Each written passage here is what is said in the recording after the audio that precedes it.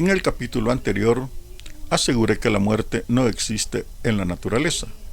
Entonces Carlos, desde Perú, me escribe: si la muerte no existe en la naturaleza, ¿entonces qué? La respuesta amerita el capítulo 3 de la serie Hablando en nombre de la naturaleza. Recapitulando así en breves segundos el capítulo anterior, dije que si sembrábamos un limón, nacía un limón, pero que el ser humano no se repite su muerte.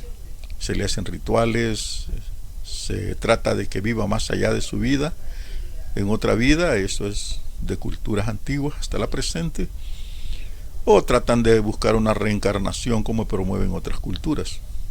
No estoy en contra de esas creencias, y que quede claro. Sin embargo, estamos hablando de las especies naturales y la especie humana. Empezaré hablando de la naturaleza. En la naturaleza se produce un número de especies, sean plantas, animales, mamíferos o peces, y esta especie tiene relación con el hábitat en que vive. Es decir, el número en la naturaleza es sumamente importante, porque no va a ser más seres, más especies de las que pueda sostener y alimentar. Además, cada especie vive de acuerdo a su entorno, en relación íntima, demasiado íntima con su entorno, y ese entorno hace que al mismo tiempo la vida responda a la especie, las plantas respondan a peces, a mamíferos, respondan al clima, respondan a las rocas, a todo, a los gases que allí hay, etcétera, etcétera, etcétera. Están en perfecta comunión unos con otros. Por eso una especie no muere, porque tiene que reproducirse de acuerdo a los patrones de la naturaleza. Están casi fijos esos patrones. Sacamos a una especie de su hábitat y muchas no se reproducen, otras se reproducen a la fuerza, le simulan el clima, etc. Esa es la función en la naturaleza de las especies: mantener, reproducir y continuar con la vida. También por eso es que en las especies hay especies que no existen las plagas, porque una especie come a la otra, digámoslo así, pero no la come por voracidad, hasta por necesidad, sino que se la come porque al comérsela es el trajín de la vida en la naturaleza. Así se va moviendo la vida, y eso hay que entenderlo. Por eso decía en el primer capítulo que el concepto de vida no existe en la naturaleza. Es inmenso, pero porque esas relaciones que se van dando, ustedes pueden probarla en este experimento de esas relaciones en una maceta, y no saben lo que han promovido en vida de la naturaleza enorme. Y si usted viene y dice que hay plantas que son rastreras o plantas invasoras, parásitos, no existe tal en la naturaleza. Simplemente encuentran un nicho de vida y dicen a reproducirse, llegan insectos, gusanos, cucarachas, y usted les tira insecticida. No sabe lo que ha creado en una naturaleza, igual que no sabe lo que ha creado al sembrar un árbol. Ya hablaremos en otro capítulo sobre la siembra de árboles en la naturaleza y cómo lo hace el ser humano. Entonces las especies y su número es importante por todas esas relaciones que también más adelante lo diré, que existen adentro de la naturaleza. Esas relaciones importantísimas para sostener la vida no existen en la especie humana. La especie humana, hoy cambio de página, solo es una, que no conoce el número que debe de existir de su especie en la naturaleza.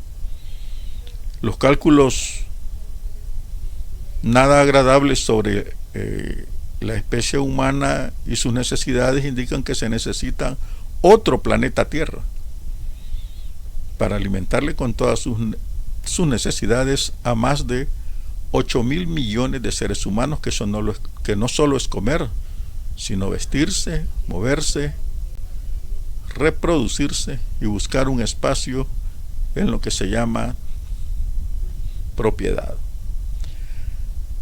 Así que ven la diferencia. Ahora, 8.000 millones de una especie cuyo objetivo no es la vida. Es la vida de su misma especie, es la sobrevivencia de su misma especie, pero no es la vida de la naturaleza.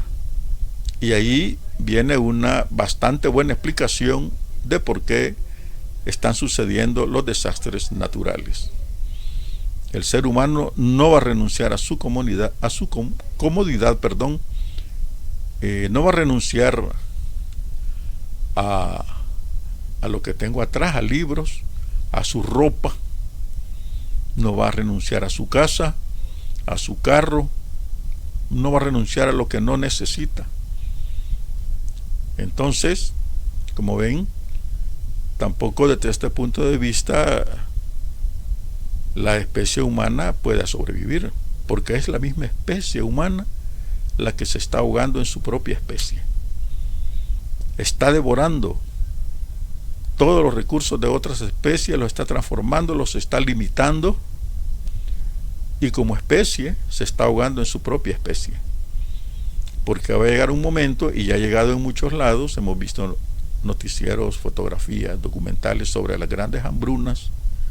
Ya hubo hambrunas en China, ya hubo hambrunas en África, allá en Asia, en el Oriente ha habido hambrunas, en Bangladesh, por ejemplo.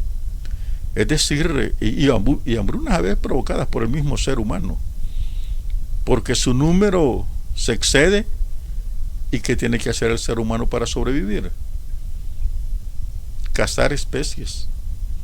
Y al cazarlas disminuye ese número exacto que debe de existir en la naturaleza. En la naturaleza no existen las plagas, sino tienen el control. Hay controles de sus plagas. Tampoco existe el exceso y una especie va a matar a otra especie porque se ha excedido o porque necesita ese territorio. No existe tal. Por eso es que la muerte no existe en la naturaleza. Sin embargo, el ser humano, como especie, ha crecido demasiado. Hemos ido demasiado lejos como especie. Vean, que haya muchos seres humanos, ya de un solo dejen de pensar en amar, proteger y cuidar a la naturaleza. Porque como seres humanos no lo estamos haciendo, ni lo vamos a hacer nunca. Porque se trata de nuestra propia existencia, de la existencia de la especie humana. Ahora bien, ¿a qué nos lleva toda esta situación de nuestra propia especie? Esta especie humana es bien rara. Lleva guerras que se llevan a la naturaleza, se matan a nombre de religiones, a nombre de estatus políticos, a nombre de riqueza. En este momento en que estoy grabando, hay guerra en Ucrania, hay guerra en Medio Oriente, hay guerra en África, hay conatos de guerra en Asia, hay desestabilización en América Latina.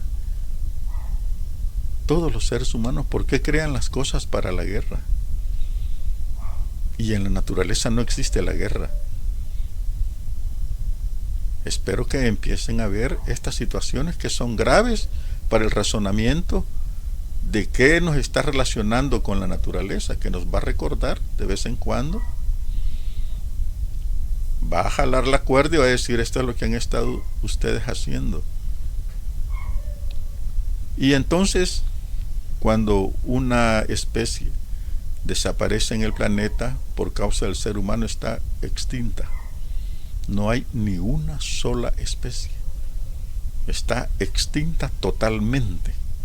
Y hay ejemplos. Se cree que el mamut incluso fue declarado extinto por el ser humano. En las grandes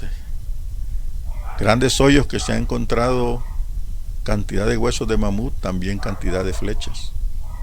Los cazaron a diestra y siniestra por su comida, por sus huesos, por su pelaje para protegerse del frío. No es raro, ¿no? Hasta el mismo ser humano se ha extinguido. Por ejemplo, alguien con que no estamos emparentados, como el hombre de Neandertal, pues se extinguió porque hubo cambio climático. Estaba acostumbrado a vivir en frío. Y al retirarse el frío se acabaron las presas y se acabó el clima y se murió. Desapareció. Nos emparentamos, ya sabemos cómo se emparentan los seres humanos y tenemos cierto ADN del hombre de Neandertal, está comprobado. Ahora bien, ¿qué sucede cuando desaparece una especie? Extinta totalmente. En la actualidad siguen desapareciendo especies. De hecho, hago este pequeño paréntesis si ustedes ven la portada, varios animales y plantas y peces, anfibios, están en peligro o ya desaparecidos de los que ustedes ven ahí. Ya no existen. Es época moderna, señores. Es por la acción humana. Bien, ¿qué sucede cuando una especie se extingue? Se interrumpen ciertos procesos dentro de la naturaleza. Se provoca que otras especies se reproduzcan más de la cuenta. Cuando invadimos territorio y hacemos ciudades, aumentan las cucarachas. No hay quien se las coma. Aumentan zancudos, aumentan ratones, aumentan ratas. Si no, miren Nueva York cómo está, plagada de ratas. Muchas grandes ciudades tienen ratas, porque nadie se las come. Incluso han llegado a las grandes ciudades especies de gavilanes, aves rapaces, que se comen esas ratas, pero no alcanza. No alcanza esa especie a comérselas a todas. Simplemente comen lo que tienen que comer y se reproducen como tal debe suceder, pero no alcanza. Ven esa relación de especies, seres humanos. ¿Y qué hacemos el ser humano con las especies? Se las sigue devorando. Las seguimos eliminando. Japón, que es un país muy avanzado en cultura, le gusta comer ballenas que están a punto de extinguirse. Noruega, en España se caza el atún a diestra y siniestra. ¿Qué sucede? El atún está bajado de tamaño. El hombre hasta por deporte sigue cazando el marlins. Cuando los chinos, a todos les llegó a gustar la sopa de aleta de tiburón, porque antes era comida de ricos chinos y ahora China ha aumentado su riqueza entre los ciudadanos, todos quieren sopa de aleta de tiburón y la pagan bien. Vienen los pescadores, vuelan la aleta, desechan todo el tiburón y cada aleta les provee dinero. Y el tiburón empieza a desaparecer, señores. ¿Qué va a suceder cuando se extingue una especie? No se sabe. Eso es a largo plazo. A largo plazo, y cuando venga a tronarnos, como decimos, nos vamos a dar cuenta de lo que estamos haciendo. Con más ojos, con más realidad de la que nos están contando en este momento. Hace mucho tiempo en Estados Unidos, en las costas de California, había una paloma blanca que de repente fue exquisita para los restaurantes. Millones de palomas, y ahora solo hay una disecada, como muestra lo que hace el ser humano. Se las comieron a todas. No es época antigua, es época moderna. El dodo, que vivía en una isla solitario, llegaron los españoles con ratas, conejos, gatos, cabras, y las cazaban para comerlas. Viviendo solas en una isla, no desarrollaron alas. Y solo nos quedan dibujos, como era el dodo, descripciones de los españoles. La especie humana está terriblemente condenándose a sí misma y no nos damos cuenta. Una especie en la naturaleza es importante porque provee vida, mantiene vida, prolonga la vida. El subproducto de todo lo que hacen las especies es abono para la naturaleza, más oxígeno, más minerales, etcétera, etcétera, etcétera.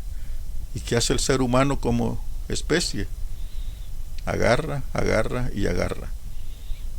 Es más, tanto ha reducido las especies. En el África, por ejemplo, a principios del siglo habían más o menos 400.000 elefantes. Hoy solo quedan unos 30, 40.000. Y quieren reducirlos a lo que el ser humano ha llamado reservas. Antes eran bosques enormes, selvas, zonas marítimas enormes, bosques vírgenes. ahora son reservas, porque el ser humano está avanzando y las quiere reducir. ¿Cómo vas a reducir a un elefante cuyos caminos legendarios de milenios, si no es que de millones de años, atravesaban África y ahora hay sembrados? Pero ellos están acostumbrados, lo tienen en su herencia. Entonces tienen que atravesarlos, y como los destruyen, los cazan y los matan. De paso, los chinos quieren el marfil.